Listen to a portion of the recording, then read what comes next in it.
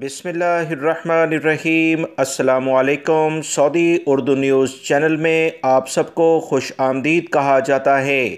دوستو، breaking news آئی ہے۔ Pakistani Indian بھائیوں کے لیے بہت بڑی خوشخبری سعودی حکومت کی جانب سے جاری کر دی گئی ہے۔ انٹرنیشنل فلائٹس کھلنے کے بعد سب سے بڑا مسئلہ ویکسین سے متعلقہ تھا، جو کہ چائنا کی ویکسین پاکستان اور انڈیا میں تمام پاکستانی بھائی زیادہ تر لگوا چکے تھے۔ سعودی عرب آنے میں انہیں بہت زیادہ مشکلات تھیں۔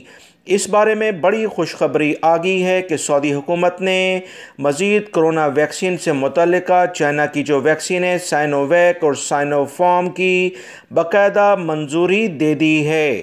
یہ بہت اہم خبر ہے۔ مزید تفصیلات شیئر کرنے سے پہلے آپ تمام بھائیوں سے ریکویسٹ کروں گا کہ ویڈیو مکمل دیکھیے گا تاکہ پوری بات آپ کو سمجھ میں آ سکے۔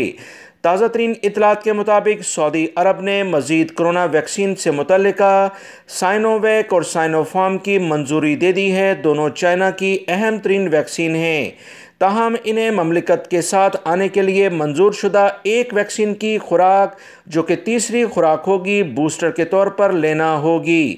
سعودی وزارت صحت نے کہا کہ وہ افراد جنہوں نے چائناز کی ویکسین سائنو فارم یا سائنو ویک کی دونوں خوراکیں لے لی ہیں، وہ مملکت میں داخل ہو سکتے ہیں، تاہم انہیں ان دونوں خوراکوں کے ساتھ ایک بوسٹر ڈوز بھی لگوانا ہوگی، جو مملکت میں منظور شدہ ویکسین میں سے ایک ہوگی۔ اس وقت سعودی عرب میں 4 ویکسین منظور ہیں، جس میں Pfizer, AstraZeneca, Johnson and Johnson اور ماڈرنا شامل ہیں۔ سعودی وزارت صحت نے مزید کہا کہ کوئی اور ویکسین بھی منظور کی جائے گی تو سرکاری لیول پر اس کا باقاعدہ اعلان کر دیا جائے گا۔ بین الاقوامی سائنسی تحقیق کے مطابق کرونا ویکسین کی کسی بھی 2 ویکسین کے لحاظ سے خوراکیں لی جا سکتی ہیں۔